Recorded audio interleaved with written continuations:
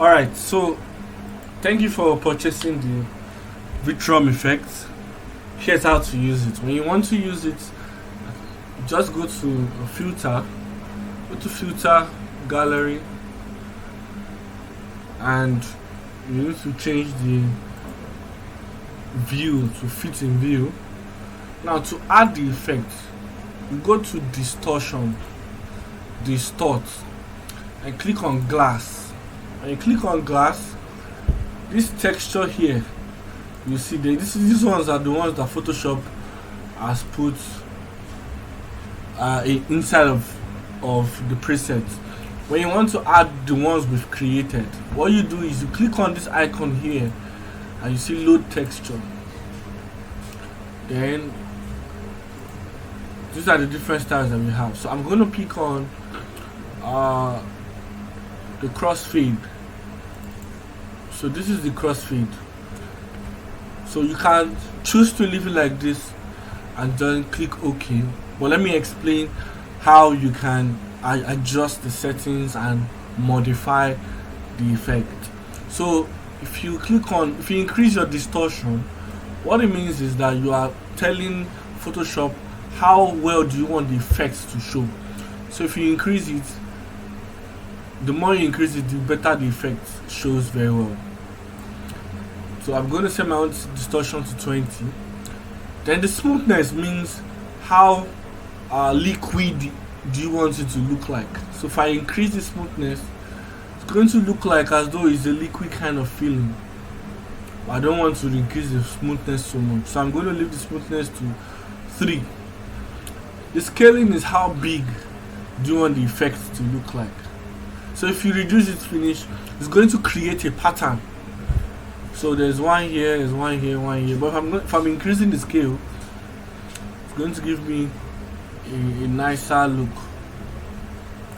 So I can click OK.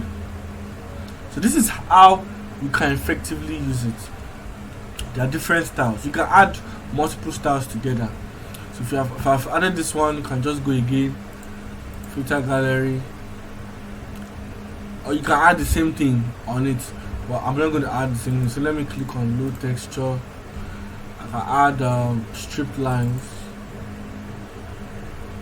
Change the view to fit on view. Start strip lines, and I'm going to reduce the smoothness, increase the scaling, and then click OK.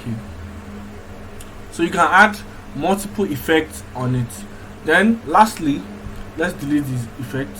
If you want to add the effect to a specific area of your design, what you do is to duplicate your image, add the effect. Let's say I add a stripped line. You can, when you want to use the effect, always load the texture, because there's no, if you load it, it doesn't mean to stay there. So I'm going to use field line. I'm going to increase the size or decrease it to something like this. Click OK. Now if I want to make sure that the effect stays on one particular area, what I do is this: turn off this layer, click on the layer at the bottom, create a new layer, and then use a rectangle. So I can highlight this area like this, and then on the one at the top, right click and create a clipping mask. So automatically we've created a clipping mask that has the effect inside. Maybe this effect is not so visible. Let me use an effect that is so visible.